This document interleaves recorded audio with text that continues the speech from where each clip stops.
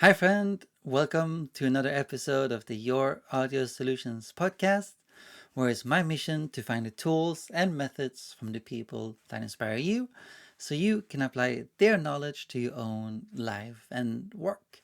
And on the show today, we have audio engineer, producer, bass player Adam Nolly GetGood. And I'm sure if you're in the metal scene or rock scene or music production, you've heard about Adam before. He played bass in the band Periphery. He has his own drum sample pack, the very popular GetGood Drums, which I'm sure you heard about. And he also has his guitar amp simulator on the Neural DSP Archetype plugin system, which I checked out. It was really cool. And there's something I want to do new today. And I never done this before on the podcast, but because it's not about gear reviews or gear, never really, but I thought it'd be fun to try the Nolly archetype simulator. And just had to play yesterday a bit, made some presets, and it's actually a really, really good guitar simulator. And I've tried a few of them, and this one is definitely worth checking out. So I'm actually going to play some cool riffs. Hopefully they're cool. But some riffs, guitar riffs, so we can check out the amp simulator, and you can get an idea if or how it sounds. Because I know we have a lot of guitar geeks on watching this show, which I really appreciate. So I'm sure you find this useful actually, and yeah, it's really cool. So let's go check out some cool guitar sounds using the Nolly Archetype guitar amp simulator. Awesome. So here we have the Archetype Nolly guitar amp simulator. I'm using my Fender, the Swede, I'm calling it now because it has a Swedish flag tied to it. It's Fender Strat. Let me just, so I made some cool tones, I thought. Let me just show them to you. And obviously you can see some of the settings here, basically flat on the amp. Took away some bass on this one. I have all of these presets using one mic, which is here. Just a ribbon mic, 160. That's all straight on the cone. Nothing special, nothing fancy. Let me just show you some of these tones I found. They're pretty badass, actually.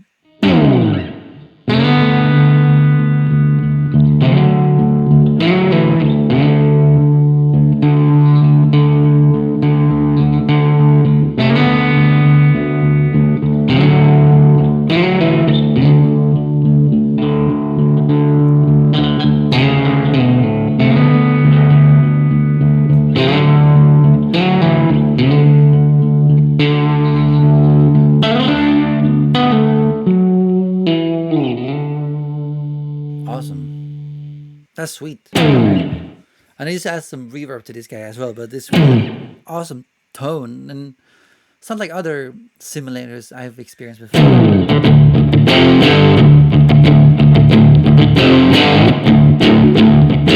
Obviously I might drop D to make it cooler.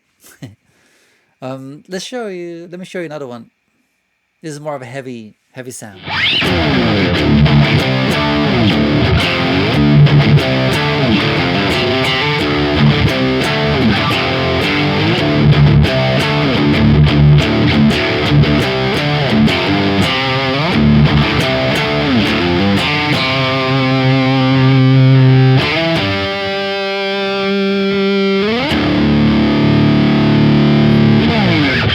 Pretty badass. It's a bit noisy, this one. So there's a drop D heaviness sound. Very cool.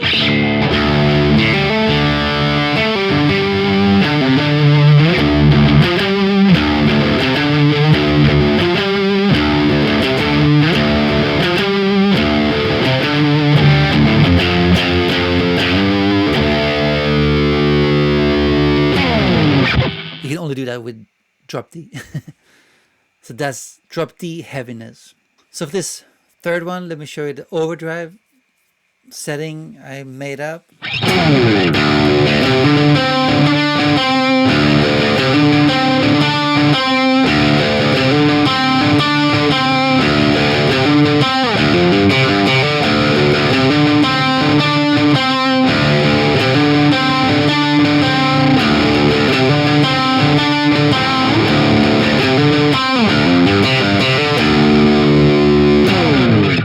pretty bad ass.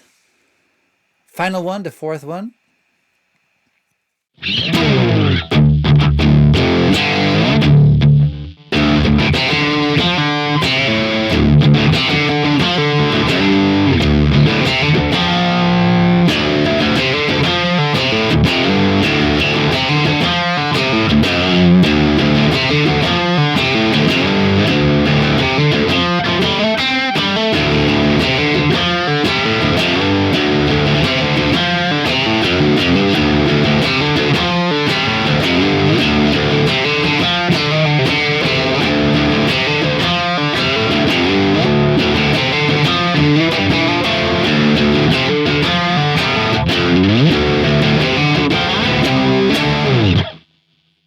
Awesome. I mean, it's pretty badass amp simulator. So if you can get your hands on this, definitely get it. There's some really heavy tones you can make. And I'm also pretty easy on the gain on most of these. This is pretty high though. I wonder what the other ones are. Pretty low, and pretty low as well. But yeah, really cool tones. You can experiment with the combining different caps with different heads. I can see down here using different cabinets for this amp, etc. There's some cool pedals. I'm not using just using the compressor in this one. I don't think I'm using any overdrives on any of the others. Yeah, on this one, I'm using some overdrive. Not much. You can see a tiny bit of gain. But yeah, I hope you like this amp simulator, and if you have a chance, check it out. It's pretty badass. But yeah, let's go back to the episode. Cool. So yeah, I hope you enjoyed that little segment, guitar amp simulator segment. Let me know in the comments what you think about the guitar sounds. Do you like them? Have you tried a better one even, or do you just play with real amps? Let me know. But a real pleasure having Adam on the show today. It was really interesting conversation about guitar amps, and he told me some stuff I had no idea about when it comes to guitar amps. And also because I always struggled listening to metal as like from bands such as Periphery, Meshuggah. So it's interesting talking to Adam about anxiety that I get from metal music, and which bands he feel a bit unsettled listening to, which I find not at all unsettling. Like Mastodon, for example, that was a band. That's a band I really like listening to, but that's a band Adam feels a bit like I feel towards Periphery or Meshuggah. But yeah, we all had different tastes. But great conversation and really great having Adam on. And also before we get into the interview with Adam, I would love for you to check out the Audio Tribe email list. There's a link to that in the description below. Just enter your name and email address, and you have joined the Audio Tribe email list. And if you join, you get exclusive access to interviews before the public and much more stuff I like to do in the future as we grow and grow. And I would also love for you to subscribe to the YouTube channel or Apple Podcasts or Spotify, wherever you are listening or watching this show. The show is growing slowly but very steadily, and that's all thanks to you. So I really appreciate your support. It really helps to get more guests on and do some more cool stuff. But that's it. Let's get into the interview with Adam, Nolly, GetGood.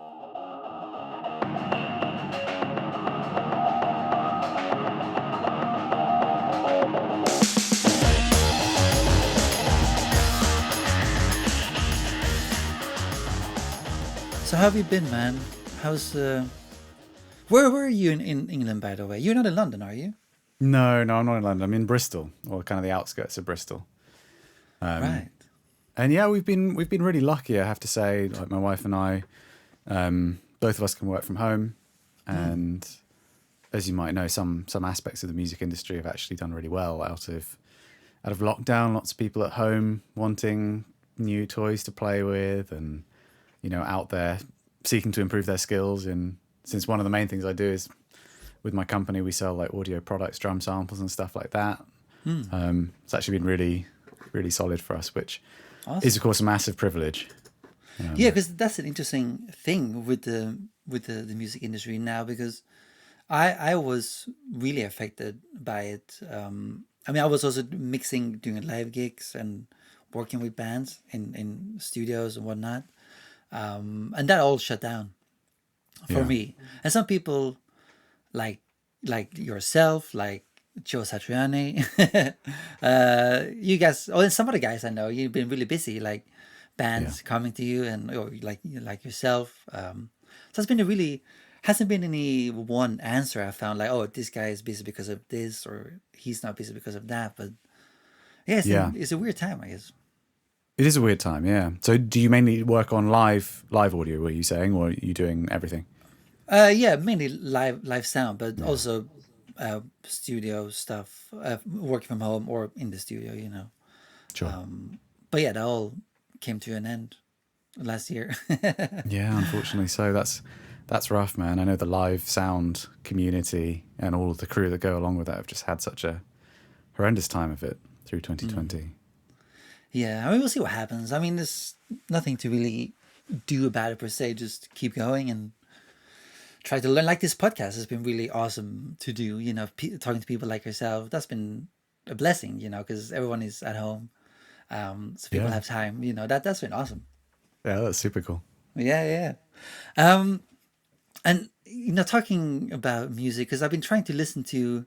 When I say trying, I listen to your band, Periphery, or I don't know if that's your band per se, but you work with them, and bands like Meshuggah and bands in your style, if I can say so. And for some reason, I always struggle listening to that sort of metal. It always makes me freak out. It makes me really anxious, and I have friends and they love that sort of metal, but for me, it's always been too scary, like as far as I can go, it's like Mastodon. That's like, okay, I can listen to that without being anxious. But when it Wow. comes to Meshuggah, you guys, Periphery, other bands like that, it always like, I don't know, it's always make me scared. Yeah. I guess there is probably quite on purpose a very kind of anxious vibe, especially with Meshuggah. It's very dark and bleak, isn't it? And there's certainly some aspects of Periphery's music, and it's certainly not my band. I was a member of it for 6 years and continue to be really good friends with all of the guys in there. But Misha Mansour is the founding member and Yeah, yeah. principal songwriter still. Just an incredible talent. And, one of the things that I think he brings to, or brought to Periphery in the beginning and everyone else carried on with and perhaps developed too, is there's a lot more melodicism than perhaps some of the things which influenced Periphery from the metal world. So in Meshuggah, it's quite rare to find stuff that sticks to conventional melody. It tends to be very chromatic and atonal by design, whereas Periphery, Misha specifically has this incredible ear for harmony and melody, and he's just so good at it. He's so influenced by soundtracks, like video game soundtracks, and if you ever see an interview with him, you'll probably, and he's talking about writing, you'll probably see him referencing the Final Fantasy soundtrack and stuff like that, which is all just so brilliantly composed and arranged and features some really cool modal chord progressions and use of melodic minor and all sorts of kind of cool textures that you don't necessarily find. So for me as a listener to Periphery before I joined and now since leaving, I think that's one thing that I really enjoy. But it's interesting because for me, Mastodon perhaps is a little bit more metal. Like it's a bit more like, for me it's like beard music. Like it's like dudes Yeah. that smell and are sweaty with beards, like really kind of lumberjacky in a really satisfying way. But for me it's a bit not in a negative way at all, but like for me Periphery is like quite clean actually. Barring certain moments, it's quite clean and like precisely executed. And for me, perhaps there's something a bit more scary about bands like Mastodon, or going further in that direction where it feels less controlled and more wild. I guess that's the way to describe it. But That's interesting. I mean, when I refer to Mastodon, I don't like. I know some hardcore Mastodon fans. I don't fall into that group because I don't really like those early records where maybe it is more wild, not wild. I don't know, harder. I guess more, growling, whatever it's called. yeah, I think that's always what unsettles me is the vocal. I know Periphery. It's not always growling and stuff like that. There's melodic vocal lines too, but I think that's what puts me off sometimes. That's what makes me anxious. yeah. I can understand that, and I think that is the most common thing for people hearing metal. And I think it is the thing that's the hardest barrier to entry, because if you get rid of the vocals, there's probably quite a lot of musicianship to admire and ear candy in there. And it certainly was that way for me too. I mean, I grew up in Bath, which is just down the road from here. It's a very kind of upper middle class town. It's technically a city, but it's tiny. None of my friends kind of went, there was a time when rock and guitar was like popular in school, when we were like 12, 13, 14. There was a kind of rise of alternative rock again. And lots of people took up guitar, but I've always enjoyed the heavier sounds. And it doesn't necessarily always come from metal, but I remember as a kid I was drawn to orchestral music. My dad's a classical music fan. Right. And I would always love the things which are like heavy, whether it's like Beethoven's Fifth Symphony or like Tchaikovsky's symphonies with like cannons going off and really like powerful things like timpani and low notes being played on the string section and heavy horns and stuff like that. There's something about that sound that I love. So for me, I think once I learned guitar, I kind of just, because I was playing guitar, I kind of wanted to push further and further in that direction. And I kind of followed like the breadcrumbs from the musicians that I was listening to, because I remember really liking Sum 41 in the beginning when I started playing guitar. And although they were kind of a pop punk thing, they were very overt in their love for like Iron Maiden and stuff like that, which is like it's quite a few steps really in a more extreme direction, even if it's not very extreme by today's standards. So I'd kind of look at the influences of the guys that I was listening to and just kind of step that way. But for me, the screaming vocals was a big barrier to entry. And because there weren't many people around me that were into that, I felt quite alone on my journey of discovery and perhaps didn't jump headfirst into it for quite some time. And I think it took me hearing one or two bands, specifically the band Trivium. Oh yeah, I know who them. came out, like mid 2000s, and Matt Heafy, the guitarist, songwriter, vocalist guy. He was very young. I mean, I think he is younger than me, so I think he was like still in his teens, signed to Roadrunner, but had such a great knowledge of extreme metal and like was so reverential towards that stuff and talked about it in all the interviews. And the riffing and the sound of their records too, produced by Andy Sneap, that the first record that really got them attention, Ascendancy, was so gripping to me. And it was like so dark, the tonality of what they're playing. The guitar sound was so heavy, but like the vocals, I had to love the music enough to be able to ignore the vocals. And then there was another band called Sixth that I got into soon after that. And literally somebody showed it to me, probably because I was having a conversation about like, the vocals, it's really tough for me to get into. And they were like, check this out. And they showed it to me to laugh at it, really, because it was what at the time was referred to as mathcore. And so it's very kind of epileptic, almost riffing. And the vocals are just bizarre, twin vocals, but one of the guys was just like kind of like a spoken word artist and just does the most weird things with his voice. And it's so off-putting the first time you hear it. What was the band called again? They're called Sixth. They're Sikth. And they're kind of based on the outskirts of London, and they were so ahead of their time. I mean, they were influenced by like Meshuggah and Dillinger Escape Plan. Right. But they broke up in 2006, I think, or around that time. And then they reformed more recently. And actually, I had the pleasure of mixing the last record they put out, which was a really nice completion of the circle. But they were just so ahead of their time. Where do you think that style of vocals comes from? Like the growling, or because there's so many names for it too. It's not just growl. Isn't there something called like pig growl or something? Yeah, there's pig squealing. I mean, there's a lot.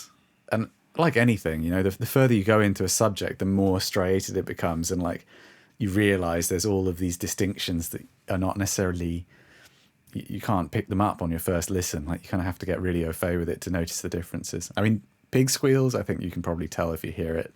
It is weird. And it seems really gimmicky to me. And it was kind of associated with a specific kind of band. I mean, I think there were people in like the grindcore scene that was very taken really seriously, kind of through the 2000s, going back into the 90s too. started by bands like Napalm Death. But that once it started getting appropriated into like the metal core scene, which was seen by a lot of traditional metal fans as like a bit of a weak kind of poser style of metal. It wasn't as like true and heavy as the original metal bands out there, bands like Slayer and even bands like Napalm Death or whatever. Actually, there's a funny story with that. It's not a funny story, really, but you mentioned the Napalm Death. Don't they have a song that's like 1 second? Is that them? Yeah, it's We called. we played that in school once at the school concert. There was a thing in high school, and we played that song. Oh, I mean, that's yeah, it's amazing. literally 1 second, but it was funny. I think they're in Quick the side Guinness story. Book of Records. And I think there's been times in the past that they've performed it like 10 times in a row or something. Wow. They do it, and everyone's like, "Wow, do it again," and they repeat it. Yeah. It's pretty Classic. funny. Yeah. Yeah, But I also remember, even Metallica being too hard to get into at first. I think my first record was actually Saint Anger. I heard. I remember that also gave me the same sort of anxiousness. But now I'm a big fan of Metallica, and I love Saint Anger. And I think it would be the same like with you guys, Periphery, Meshuggah. Like probably just you need just one song that's sort of easy to get into, and then you start appreciating more and more, and then you can listen to the whole thing. yeah. Well, no pressure at all, but Yeah. if you were to just click through the tracks on a Periphery record, any of like the last 3 or 4 records, or any of them really, and you'll find that while there's some heavy songs, there's like songs that are almost completely pop style, and then there's other ones but maybe have a heavy kind of arrangement but are very melodically interesting and don't feature much screaming. So you might find something you like. Maybe you're not. Maybe it's just not your genre, and that's totally cool too. Yeah, because the cool thing with metal, and it's been this for years and years, I mean, even decades, I guess, is that's been the genre which have had the most innovation to my, my liking or my, mind, so to speak. I don't know. Do you agree with that? Because that seems like there's so many subgenres, and there's more and more genres coming out, and there's people playing, rather than other genres that's become more and more popular, like rap and R&B, where people don't necessarily play an instrument, whereas metal, you have to play to be able to be a metal band. I think it's very interesting. Yeah. I certainly couldn't speak in objective terms because there's lots of genres I'm not very aware of, but I think metal has got so many sub genres within it. And while there's some which are very traditionalist, and the fans of like thrash metal don't really want to hear a lot of deviation from what was set out by bands like Metallica and Megadeth and Exodus and all that kind of thing many, many years ago, there's whole other branches of metal, like progressive metal as it's referred to, which encompasses bands like Periphery, where there isn't really a traditionalist ethos within there. It's generally about accepting and incorporating lots of different styles, and a huge amount of musicians within progressive metal, especially these days, are drawing from fusion a lot. I mean, that's kind of going back quite a long time, pulling from fusion stuff, but R&B stuff as well. And there's this whole rise of bands such as Intervals or Polyphia, or guys like Pliny as well. But particularly, I think Polyphia more than any others, where it's like their songs really are structured like pop songs and arranged like pop songs, and they've got guitar hooks throughout, and it's like there's some of the records kind of just, it's like trance music with guitars on top of it, and it's bizarre. I guess I would hesitate to call it metal, but it certainly sprang from metal. So I guess from the outside, yeah, if you look at all of that kind of zoomed out as metal, then it's a really wide-reaching genre, yeah, for sure. Yeah, it's cool actually. Because also I remember growing up in Sweden, before moving here, we had a progressive psychedelic band, and every time we played, there was always these nights we played, and there was always shitloads of metal bands, because that's obviously, I guess you know this too, but that's really popular in Sweden, especially like I guess the West Coast area. There's a lot of bands from Gothenburg, and Meshuggah is Swedish, obviously, and other bands. So there was always those bands we were competing with. So yeah, I mean it's it's cool because it means there's a lot of musicianship still happening. And that's why I like with it too. So it has that extra benefit, I think. Yeah. So whereabouts in Sweden did you grow up? A small town called Landskrona. I don't know if you're aware of Sweden at all, but I've obviously been quite a few times. Oh yeah, where have you been? Well, obviously we've played in Gothenburg and we've played in Stockholm, but we've also visited the Toon Track offices, which are in Umeå. I think. How do you pronounce it? Oh, right, yeah, Umeå, yeah. Yeah. I think that's a bit further up actually, because I'm from the south. So if you have Gothenburg, you just drive down towards Copenhagen. There's a big town called Malmö. Maybe you've heard about it. Yeah. So just a small town, like 40 minutes north of Malmö. Cool. Yeah, it's cool. So man. I guess it's interesting because I hadn't thought about that when you were talking about your opinions on metal, but Sweden and Scandinavian countries especially. I've spent a lot of time in Finland as well. It seems like metal is a lot more socially acceptable, for want of a better a better expression. So was that something that you actually heard a lot of and just didn't like, or? I don't know, actually. I think I was just also jealous that it was always the metal bands who won these sort of competitions and stuff like that. Sure. So it was like almost a sort of being a bit bitter that we didn't win, and it was always the metal band that won. It was sort of a mix. Yeah, I can understand that. But then you also have all these crazy Norwegian metal bands. I mean, that's dark. Some of those bands, like what they do and killing each other. I don't know what the hell they're doing. I don't know what the band's name is anymore. Yeah, You there's know what I'm quite a talking few. about? Yeah. Yeah, I do. I mean, that whole black metal scene. I mean, that was I think it's very difficult to understand for most of us. That I don't know. There's so much kind of packaged up in there, socially and culturally. But it's interesting. I mean, now Norway has got some incredibly kind of cool progressive bands like Leprous. And you've got bands like Shining as well. Have you checked out Shining? No, I'll take a note. They've kind of changed quite a lot recently, but when they came out, they called themselves Black Jazz, and it was a bit like kind of bebop meets a very dark aesthetic, and they also do like King Crimson covers and stuff like that. Oh yeah, cool. Really cool, kind of quite psychedelic. Now it's a bit more commercial rock than it used to be. But I mean, I think Scandinavia's got some of the best bands, man, for sure. Yeah, I mean, it's surprising. I mean, not surprising, but when you look at like which country has the most, not album sold, but most influence, something like that. Obviously, US is number one, and I think UK, and then Sweden is just third or something, because of the bands like ABBA, Max Martin, Roxette.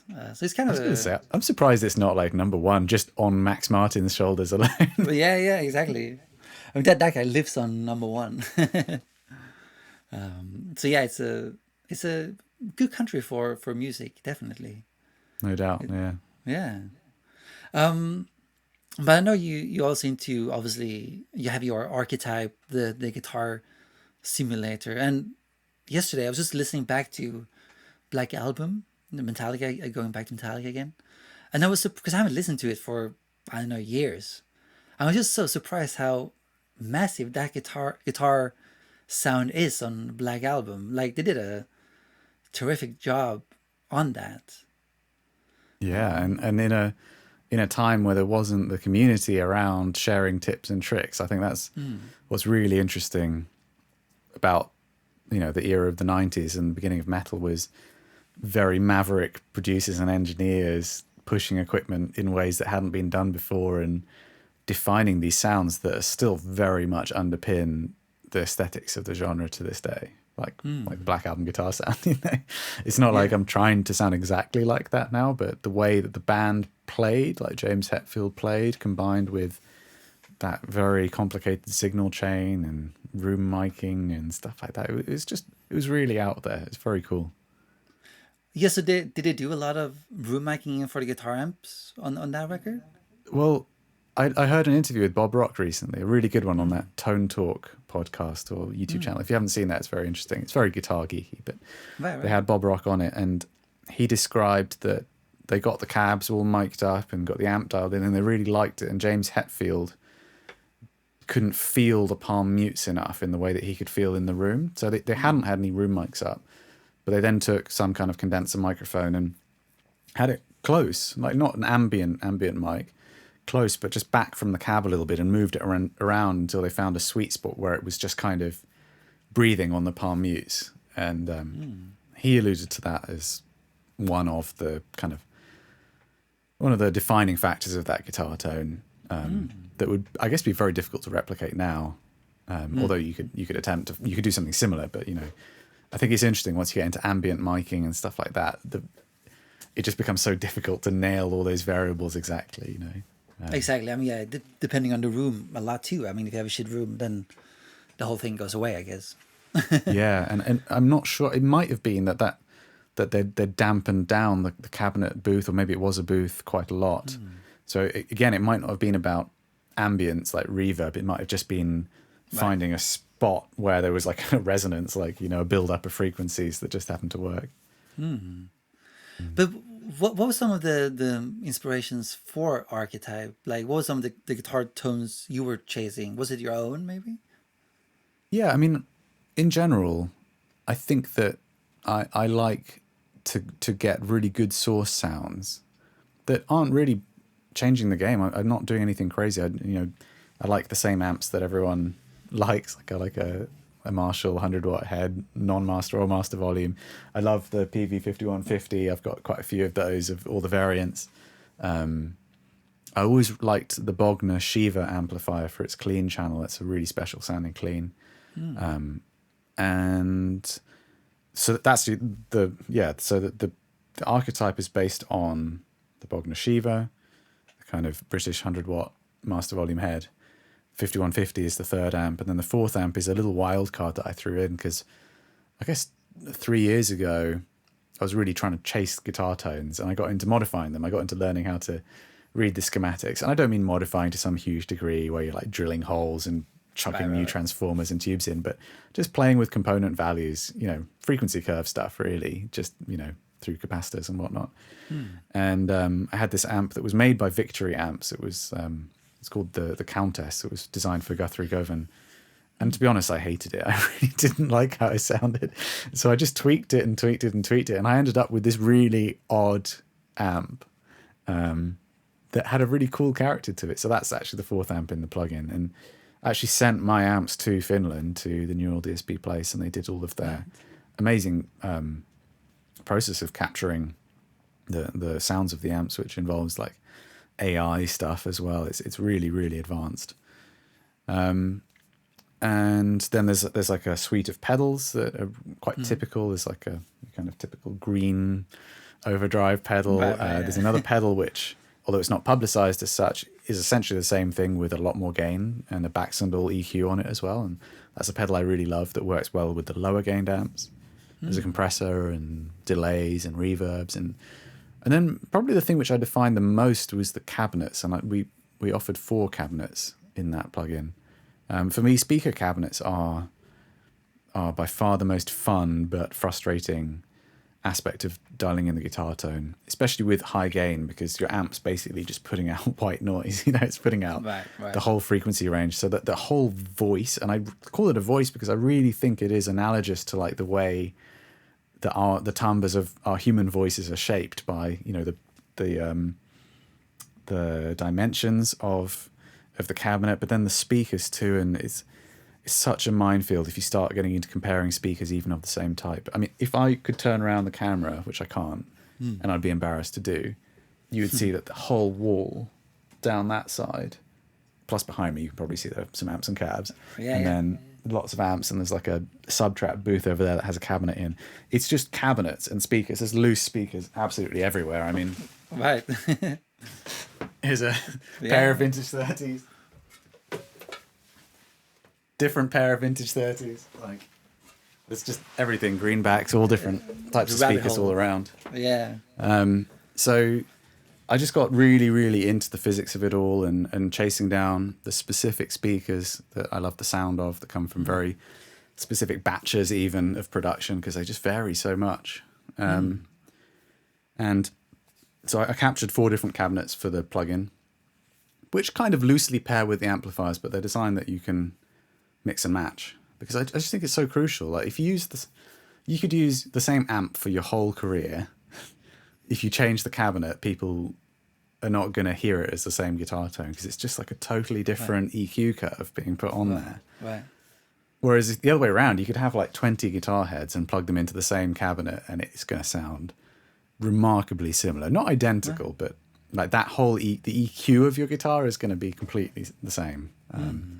Yeah, I mean, it's such a fascinating world because I never been, because I'm a guitarist myself, and I never been much into that aspect of guitar playing because I always feel like, oh, I just need one guitar and that's all I've had for 10 years.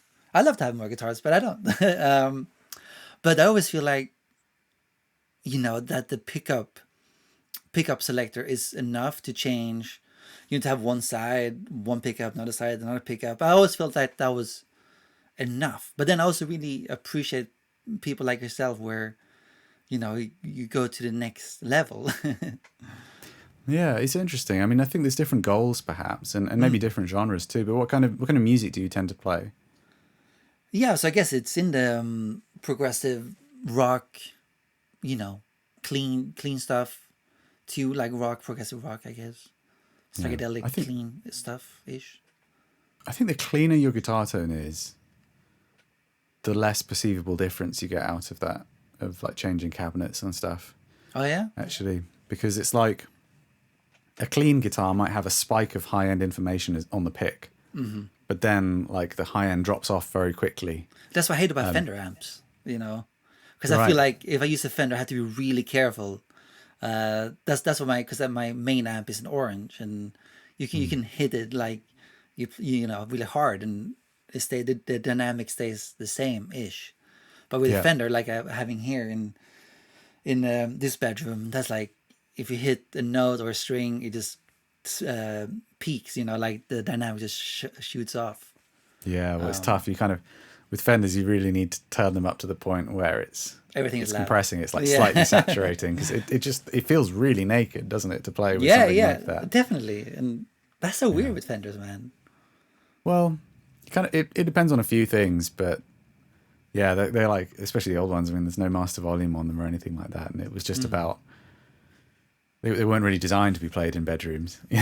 Whereas orange amps, just by virtue of their circuit, they're not adding very much treble or removing low frequencies. Like your Fender amp, if you've got a bright switch on it, which you get on like the bright inputs of Marshalls as well. Lots of amps have them now.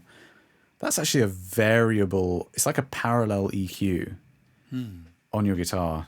And the lower you have the volume set, the more of your signal is going through that parallel EQ, which is a high-pass filter. So it's like high-passing. I mean, it depends on the way it's designed, but on a Fender amp, it's quite high up. I want to say you're probably high-passing at around 1.5, 2K, maybe higher.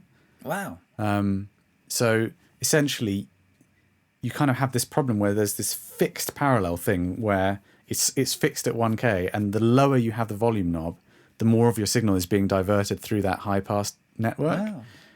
So the higher you turn up the volume, the less you hear it, until actually at about 8 or so, 7 or 8, which is probably stupidly loud, there's like a negligible amount of the signal that's going through that high-pass because it's got a much easier path through the volume knob, which is not really imparting much resistance. That's cool. I didn't know that at all. Yeah, so that's a huge reason why Marshall amps tend to sound really bright at quiet volumes. But then you hear the recordings of guitarists like Eric Johnson or even Eddie Van Halen, stuff like that. Those guys are, I mean, believe it or not, they're running the volumes on full on those old non-master volume plexis. So at that point, that whole like parallel EQ thing isn't even in there, and it's actually quite a rich, warm sound that's closer to like what your orange sounds like because it doesn't have that kind of parallel EQ. That's really fascinating, man. I didn't know that.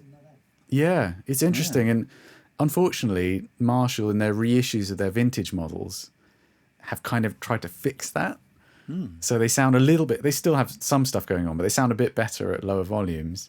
But if you use them like an old one, they tend to actually be too round and kind of mushy sounding. Right. But if you get like I've got some nice old Marshalls, which are actually not behind me right now, but I do have like a few non-master kind of plexi models and stuff like that. And if you turn them on to full, it's incredible. I mean, it's stupidly loud. I'm only really able to do that because there's been so many advances in load box technology, and you can do that now and enjoy the sound in a way that, I mean, it would be laughable. It would be like a helicopter taking off in here or something if I had to do that. Well, that's fun, I but- guess, you know. But is that why you see people like in studios and whatnot actually turning the old Fenders way up then, because the frequency response becomes less. It goes through the high pass essentially. Exactly, yeah. I mean, Right. a lot of Fenders have like a bright switch on them or Right. dual inputs, which, you know, might take that out of the equation altogether. But essentially there's kind of a sweet spot where you have it in bright mode, but you've got it loud enough to balance it out. And it's like a nice kind of chirpy presence boost kind of thing, and not just like my signal is 90% 1K and up and only a tiny bit of what comes below there, you know. Right. But yeah, it's fascinating. Once you learn about amplifier circuitry, you learn that there are these incredibly easily reversible things that hugely define the player experience, that make you go as a player like, I don't like this amplifier, but actually you might like everything about it apart from this one component that means at a certain volume that you're playing it doesn't work. But so how does that whole thing work? Because that's always been very confusing to me. And I got to ask, what's it called? I have the T-shirt actually. Lazy J. I don't know if you're familiar with Lazy J amps. I feel like I know the name. He has like this I've never tried boutique them. guitar amp built on, or is inspired by Fender amps, like old ones. But I got to ask him this too. But I'd love to ask you as well. And that's when you have an amp, whatever amp you have, and you feel like, oh, this amp is too bright. How does that correspond to a particular component in the amp? Like, how do you know, oh, this amp is too bright, therefore I need to change this capacitor or resistor to this or that? Yeah, it's really interesting, and I can understand because I too was just completely like, I have no idea how this works. But it's one of those things where like the more you get into it, you understand the parameters that people are playing with, which have been the same from 40s, 30s, you know, early radios really. And most of what defines the sound of the amp is about resistors and capacitors being used in different ways. The tubes, everyone gets super hung up on, like whether it's got 6L6s or EL34s, or you know how many watts it is, and wattage maybe matters in terms of saturation. Output tubes maybe once upon a time told you something about the origin of the amp or the kind of sound, because in the UK they tended to use this type of tube, and in the States they tended to use this type of tube, but it's actually a really minor part of the equation. In electronic terms, a capacitor is a high-pass filter. And the bigger the value is, the lower it allows through. That makes sense. So capacitor is a high pass filter. You said High-pass filter, yes. Right. Yeah. Okay. And within the circuit, you've got like your current flowing through, which is your signal. And if you put a capacitor in that signal, you're filtering out the low frequencies beyond a certain point, which is defined by the value of the capacitor. It's also defined by some of the stuff around it, but that's the basic principle. And then there's also parts of your signal that are being fed to ground. They're leaving the circuit entirely. So if you put a capacitor in that side, you're allowing everything above that high-pass filter to leave. So it's actually a bit like a low-pass filter. Does that make sense? Say that again. If you put a capacitor in a part of the signal that's flowing out to ground, so you don't hear its effects, you are actually removing everything that's above the high-pass filter. Does that make sense? So by putting a capacitor, which is a high pass filter, on the signal that's going to ground. Right. Yeah. So Yeah. if there was nothing stopping the signal going to ground, you'd have no sound. Yeah. But a capacitor is a high pass filter, so it's blocking low frequencies, so they can continue past. Whereas if it's above the cutoff frequency of the high pass, it goes out and you don't hear it anymore. Right. That's cool. Yeah, And it makes sense. Weirdly, just by manipulating those two things and then resistors which control how much these things happen, or you can use them to create a parallel thing like we were just describing with the gain pot, where some of the signal goes directly and some of it gets high passed, and the value of the resistor kind of tells you what ratio it is of those two things. You can voice the sound of the signal that's being passed through it. And it is really, once you know how to read it, at least like the basic preamp and power amp parts of a guitar schematic, just lots of little segments of those put together, strung together.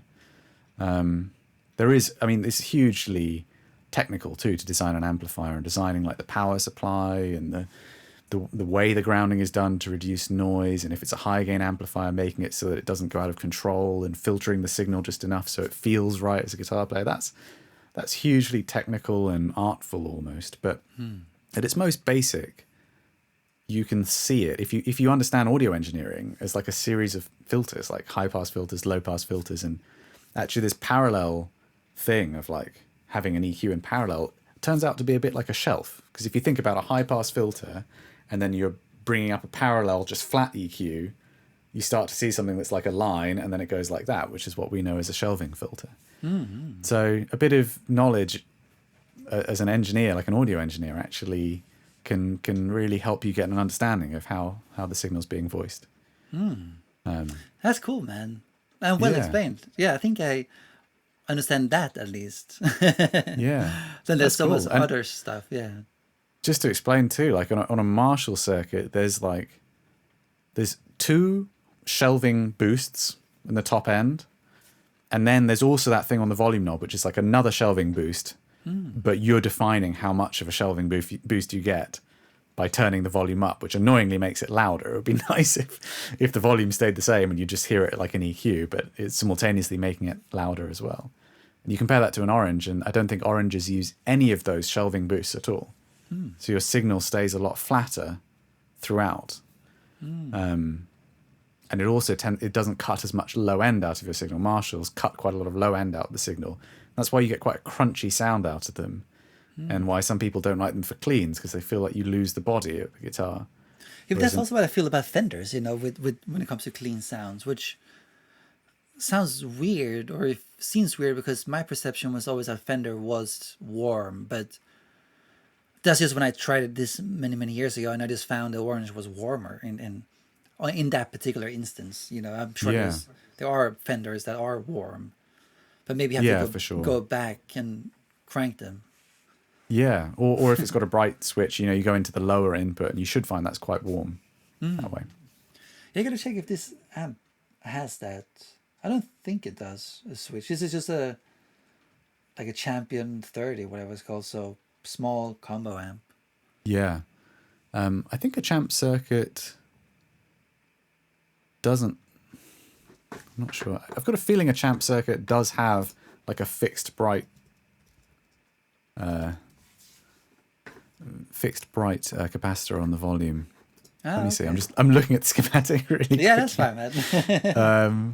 No, it doesn't. It doesn't actually. So the brightness could just be because of it being a really small little combo, you know, and like an 8-inch speaker or whatever it has in it.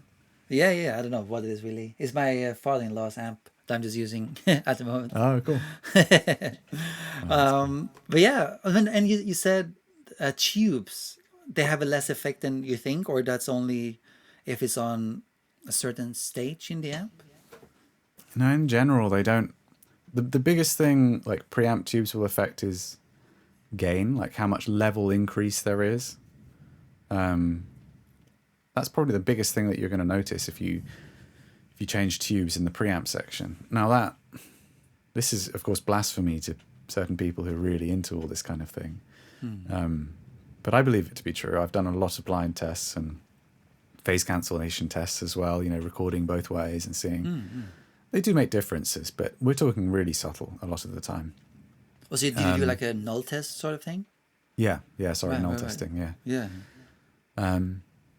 Power amp tubes, they, if you keep everything else the same and you change the power amp tubes and you listen carefully, you'll hear a difference. But the idea that you can walk into an unknown situation, hear a new amp for the first time, look at the power tubes and know how it's going to sound is just a fallacy, really. Yeah. But that's when you know. get into those, what's the word? I don't want to say gear sluts, but, people who are all about gear, Yeah. That's when that happens. That's like when people say vinyl is better than CD. I mean, that's a whole nother discussion, but I didn't mean to bring up it because that's a whole other thing. But when people say vinyl is better than CD, I don't know how I get going into this now, but there is some truth to that, but not about sound quality. It's just because, this is my opinion, but that's just because vinyls tends to be more dynamic. That's why I think they sound better, because you can turn up and you hear stuff you didn't hear before. But yeah, this is a totally different sidetrack. Yeah, it's interesting because I think I'd actually go with the opposite. Like, I think you actually have a less dynamic range on a vinyl. And yeah, you do. Especially like when CDs first came out. Yeah. Everything suddenly became so dynamic, it was like difficult to listen to. Oh yeah. Because and especially if recordings are going through tape and stuff like that, you tend to get a natural saturation of peaks, which means you can turn it up more and it doesn't feel as fatiguing. Like on tape, things like that. But it's certainly not truer to the original source, which is, I think, I have no problem if people have taken the time to really compare objectively, and especially blind tests, because like I don't trust my mind to be able to forget information. It's not possible. Once you know some information about what you're listening to, you will have some kind of preconception. Yeah. So I have no problem with people who take the time to check and decide that they have a preference, or that just say, I mean, I don't really know, but for me, I just like it better. I feel better listening to music that's been done that way. And I think that's totally valid. Just as I think someone who collects watches maybe might appreciate the workmanship within their watch and like, the incredible precision and love seeing it. Same thing if that person wants to buy an incredibly expensive turntable that's been made to an incredible degree of precision. It's just a nice object and it's cool to own or be in the presence of something that's been thought through so meticulously. That's cool. But to just kind of blindly claim that it must be better for those things, or that the differences must be audible and patently obvious to anyone with a set of ears, I think that's flawed, and that definitely can be a bit annoying. I mean, you're completely right when it comes to CD has more dynamic range, but I guess later on people, as you know, the loudness war, so people nowadays have never taken advantage of the increased dynamic range, unfortunately. It's interesting. Actually, within the world of metal, given that I've been working professionally for about 10 years now, doing mixing and mixing and production. When I started out, some of my first concerns was like, how do I get my stuff loud? Why is my stuff so quiet? The loudness more was in full swing. The records were getting absolutely smashed. There was no transient information. There was like saturation on the guitars if they were soloed, like clipping, horrible digital clipping. Right. Like Metallica's famous, what was it called? The record. Death Magnetic, yeah. Yeah, that's the one. But there's some interesting arguments in that. I'm sure you're aware of Pure Mix, right? Yeah. Like Fab, the engineer, he was arguing that it's not really digital clipping we hear, like that they actually distorted the tape. That it was really interesting argument, but yeah, it could be. I don't know. Whatever it is, the record was definitely smashed at mastering, one way or another. these days it's kind of gone the other way, and I think I don't really know how it is with pop music. I feel like pop music in general is not as densely layered as it used to be, so I think there's more space in it for those reasons.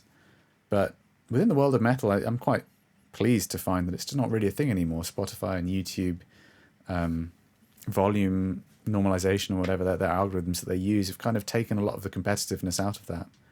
I remember maybe 4 years ago or so, I would consistently request quieter masters from mastering engineers. Like they'd send me a master and I'd be like, can we make it 2 dB softer? And they'd go, oh, well, maybe the transient's going to poke out. So then we'd split the difference.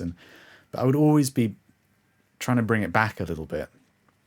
And now, like, mastering engineers send stuff that's just right in the sweet spot for me. Oh, nice. Although I think probably the least pleasing masters I've ever been sent back on something I've done came from someone who I won't name, but, you know, mastered one of the records that we were just talking about. Right. You know, probably the best known mastering house and mastering engineer in the world. And it was still like just crazy loud and saturating. Wow.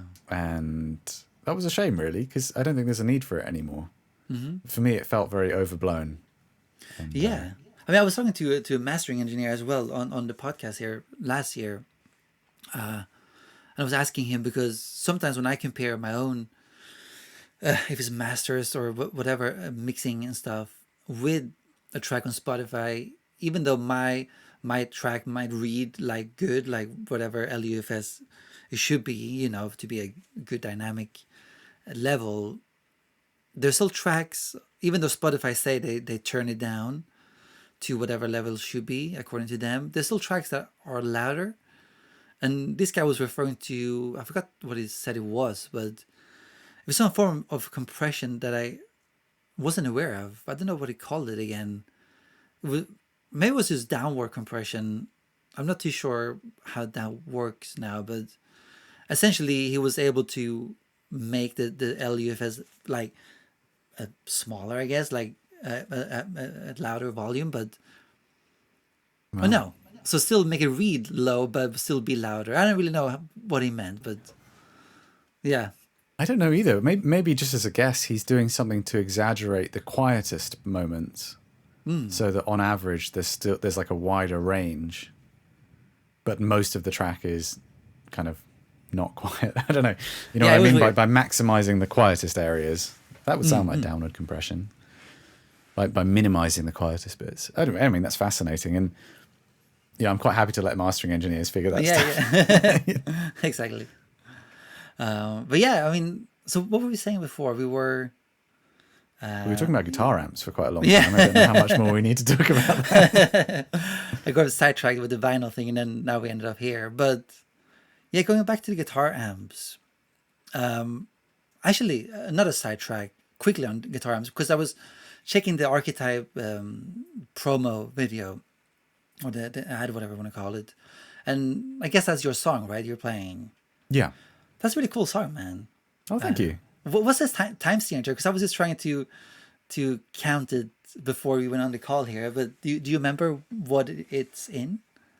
Mostly 4/4. Is it? Yeah. Maybe the middle section has. There's a bit in the middle section where it's got a bit of like a quintuplet feel. Or I think it's like a repeating figure that's in 5, but it's still 4/4, maybe with a couple of extra beats to bring it round again. And then for a time, the drums kind of start accenting every 5. Yeah.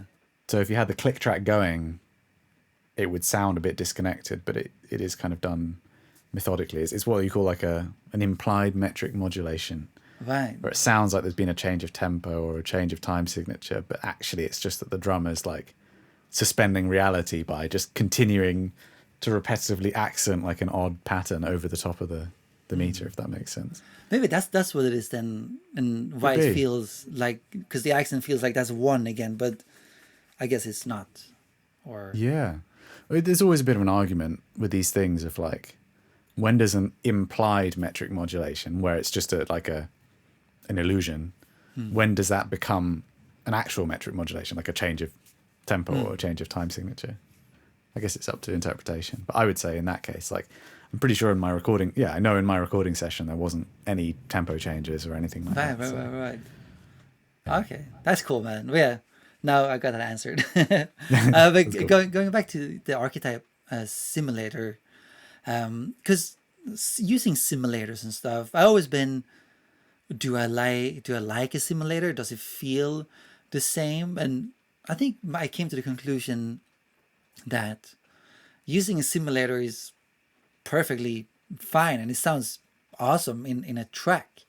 I think where my head where I started wondering, oh, is this good in a real amp, etc., is when you play an amp, you're in the room and it's loud. I think that's why I sometimes get confused. Oh, is the simulator actually as good as a guitar amp? But when you actually listen to the track when it's done, no one can really tell the difference. I think is that also the aim of a guitar simulator, you think, or? I think so. I mean, I think you're alluding to a couple of really interesting things. I mean, one, really with an amp simulator, you're mimicking the sound of being in a control room and listening to a mic'd up amp in, through the studio monitors. And there's just no way that that's going to sound the same as your amp and cab. Just as I know happens all the time with musicians. They have their amp and cab or the combo that they love, and they play in the room and they love, and then take it to the studio, mic it up, and they hear it from in the control room, and they're like, what, really? That doesn't sound right. That doesn't sound like what I know. And it's just a different perspective of a microphone this far away from the speaker, directionally looking at that. So I think that for people that are very used to the in the room sound of amps, there's certainly a very different feel to using a modeling device or an amp being plugged into a load box with an impulse response and listening to it through monitors. But I think the other thing you're alluding to is something really interesting that I've been thinking a lot about, which is it seems like now the technology's got so good that there is no perceivable difference, or that the differences don't reveal themselves as unrealistic. It's just like, it could be it could sound like another real amp that just has a slight tweak on it or something,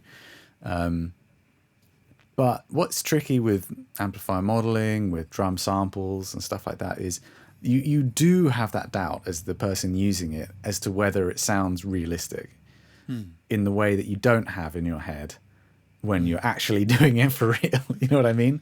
And I think that doubt can be mentally challenging sometimes, because when you mix, when you produce, you want to feel really confident, not arrogant, but you want to not have the seeds of doubt in your mind about what you're doing, because that takes you out of your creative space so quickly. So I think that that's a really interesting phenomenon that occurs. And, as someone that has a company that sells drum samples that we try to make sound really realistic and we capture in a lot of detail, I still feel that kind of feelings of doubt when I'm working with programmed drums, because it's just not as... there's still variables that you can adjust and make something sound unrealistic. You might program the velocities wrong, so it's like harder than a drummer would hit, which maybe sounds good before you mix it, but as you mix it, it starts to become too rigid sounding, and it's obvious that it's not a real kit. It's not a flaw with the product; it's a flaw with your use of it. Whereas if you've been sent drum tracks by an amazing drummer who actually sounds kind of almost robotic, which sometimes happens, you don't have that doubt in your head. You're willing to accept it and move on and just dig into the sounds and make them sound as good as possible. And I think that's an interesting challenge, but I think it's something which perhaps affects our generation more. I think the more I speak to younger users of our products, or of the neural amplifier simulators, or of any of the competitors too, they don't have as much concern about realism or trueness to the analog versions of these things. And they're kind of happy to just accept the sounds for what they are. And I think that's really cool in a way. But, I start to feel what I'm sure many generations have felt in the past, which is like, it's a shame if people, like the knowledge of where these sounds come from is maybe dying out a little bit. But, I'm very proud and enjoy being, working on capturing these real sounds and translating them into the digital realm as best as possible. And that's something that I feel that like Neural DSP does incredibly well. And I've tried all of the competitors. Some of the hardware units are really good that other people make, but I think in the software world, there's very few other plugins which are as realistic and as well captured as well, because you could mic up an amazing vintage Marshall stack, 1 centimeter too bright towards the cap, and it's going to be a rubbish tone. So like you've got perfect representation of a bad tone. It's obviously not what anybody wants. Exactly. No, it is fascinating, because it also goes back to the discussion of analog versus digital, which, I mean, at this point, there's no discussion. I mean, they both sound equally good. I mean, all it depends. Yeah, there are variables that it depends on, obviously, but like, because, people arguing, oh, you need to use an analog piece of equipment because it sounds better than the digital. But I mean, first of all, today it doesn't. And also, like I said before, like when you actually listen to the finished product, like the song, no one's going to be able to say, oh, you used a real guitar amp. You didn't use, or yeah, versus an amp simulator. And that's what matters in the end, right? Like, it matters how the final song sounds. It doesn't really matter, did this guy use a amp simulator or an amp? And I think that's also what I need to take into consideration when working on music, that if the end product sounds fine, doesn't matter if I just plug it straight into the sound card and, didn't use any amp simulator, perhaps, Yeah. So I think that's important to think about. Yeah, I think it's very interesting how I think all these things now come down to more like the mental, philosophical side of things. Like you're saying, there's not really much to be gained unless you have very specific pieces of analog equipment that haven't been replicated, or that for whatever reason would be incredibly complicated to replicate.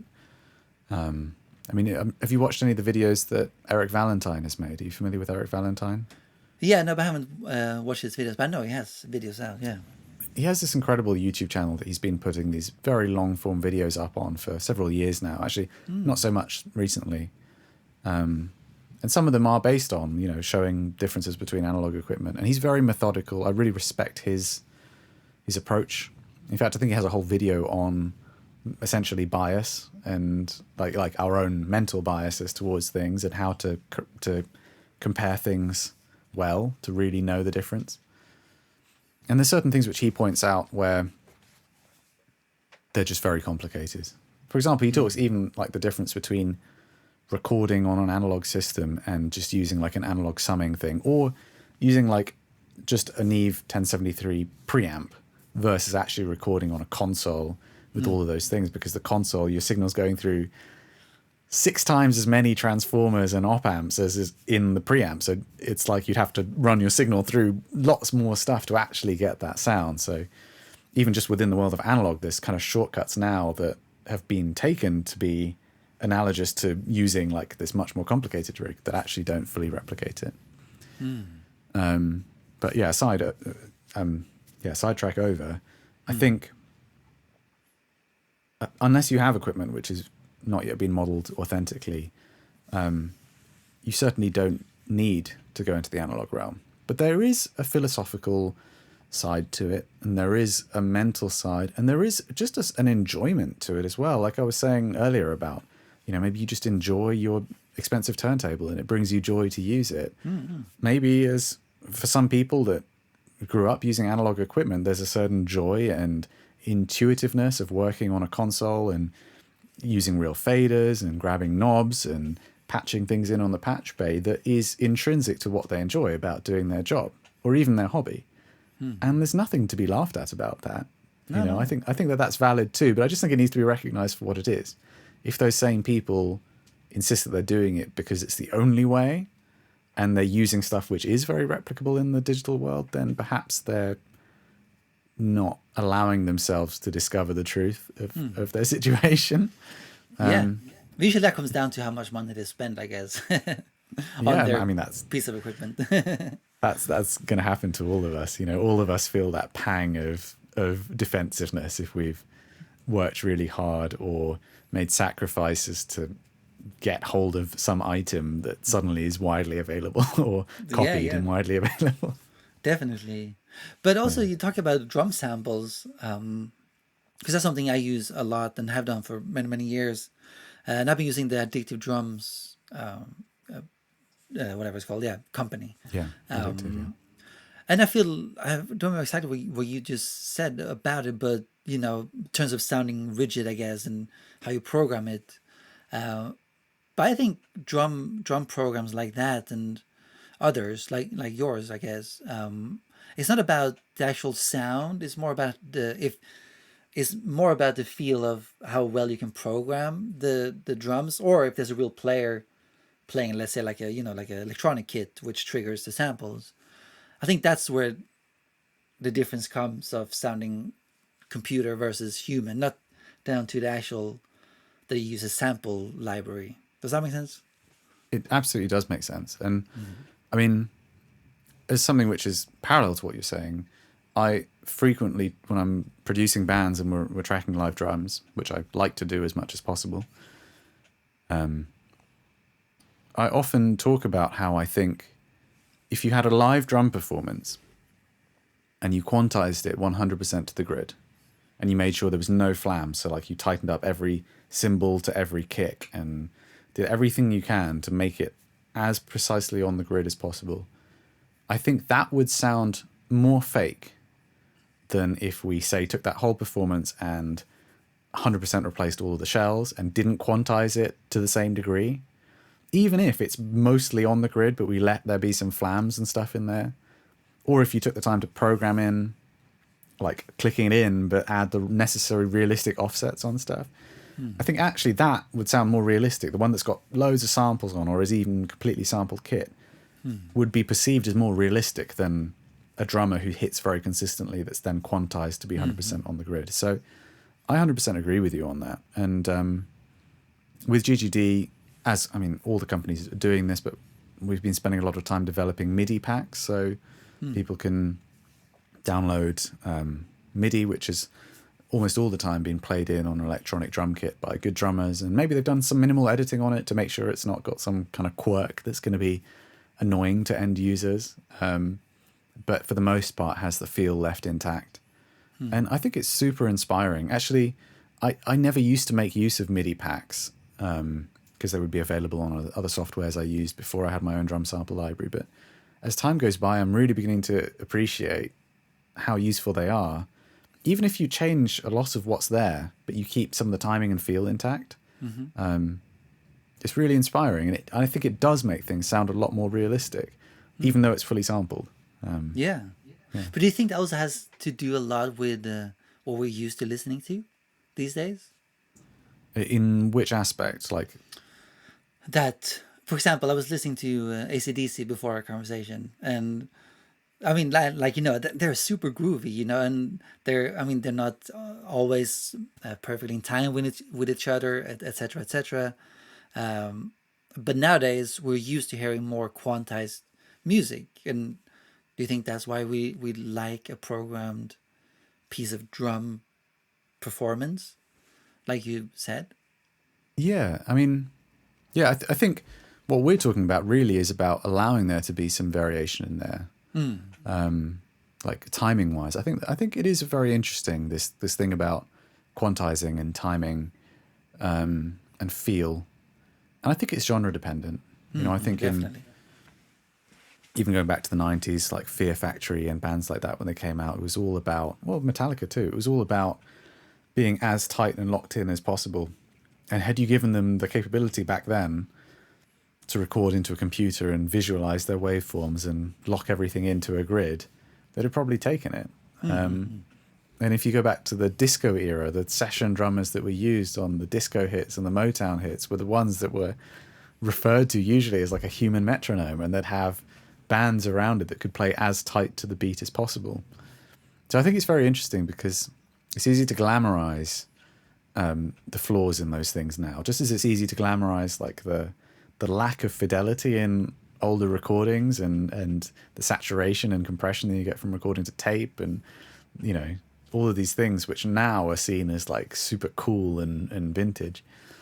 But I think that humans from the beginning of time have enjoyed perfection in things. I think it's part of our nature to seek aesthetic perfection, and I think it's not always the best thing for us, but I think that there's something about perfect time, perfect form of things that's very satisfying to us as human beings, or to our brains as problem solvers. So I think it's interesting.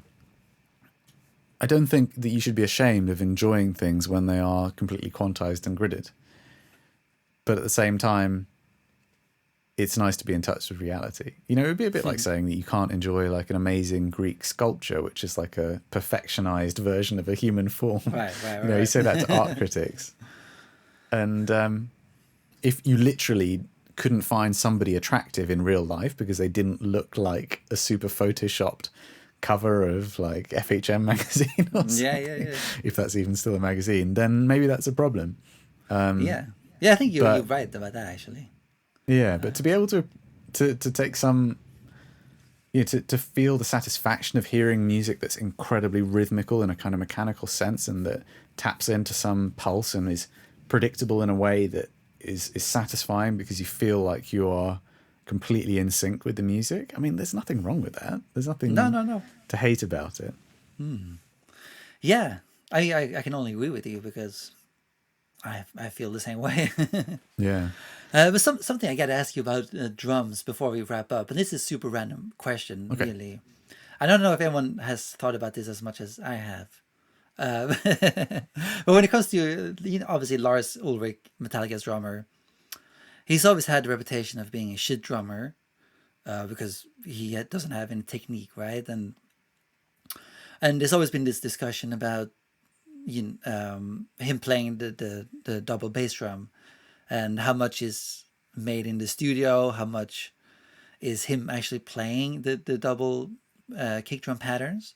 But then when I listen to them live on YouTube, for example, he is playing it, or I don't see him playing it, but I hear it, and I'm wondering, are they playing to click live? Is it triggered? Is it just triggered to Pro Tools session, or all that sort of stuff? And I've been wondering like too long about this. Like, wonder what the truth is. Is he playing it? Is he not playing it? I don't know if you have thought about this at all. I just thought I should ask you because you're a geek about drums too. Sure, yeah. Well, I know for a fact that during the Black Album recording, the engineers have given many interviews where they've spoken about being scared that the tape was literally going to fall apart because of the number of edits that they had to make. Right. It was pretty much more tape than, more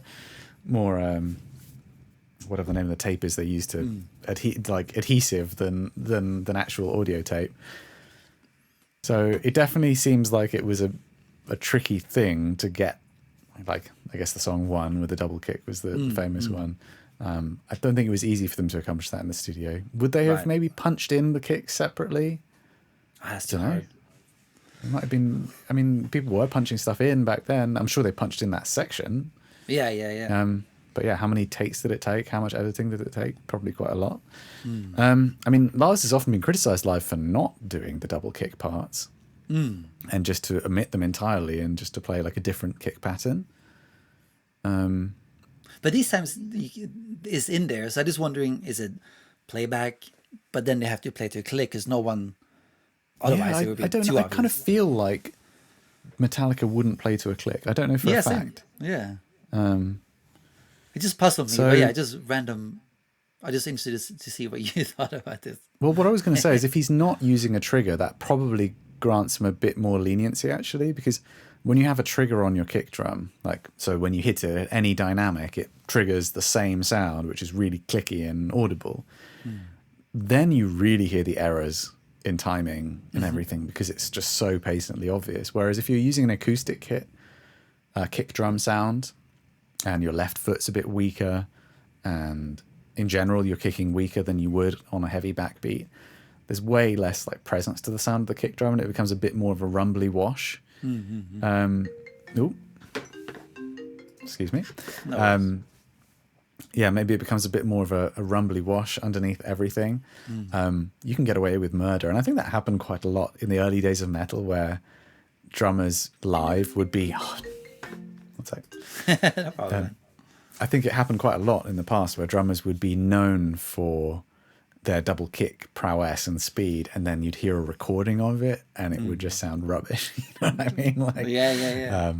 a bit like, you might play through a super high gain amp and be in the room with it, and there's so much kind of reverb, you might have loads of delay on it and stuff, and you'd be like, wow, I'm really shredding. And then you get into the studio and you hear it just raw, close mic'd up, and it's suddenly like, okay, that's what I'm playing. That's not even close. Yeah. I actually got to ask Joe Satriani that, because that was one of my teenage questions. Like, because I remember listening to shredders like Joe back when I was a teenager, and they always had delay on. I was like, why do these guys need delay? Was it just to make them sound faster? And I was able to ask Joe that, which was hilarious, because obviously it wasn't to make them sound faster, but that's always been still in my mind. It's like, why is the point of using delay for shredding? It doesn't seem to make real sense, because it's a mono source, most likely. I mean, maybe you can make it sound a bit wider, but yeah, I don't know. I guess I'm it's still, to give it length, isn't it? I mean, we're but used it's to so hearing fast. sounds. So I mean, I don't know. It just, yeah, I don't know.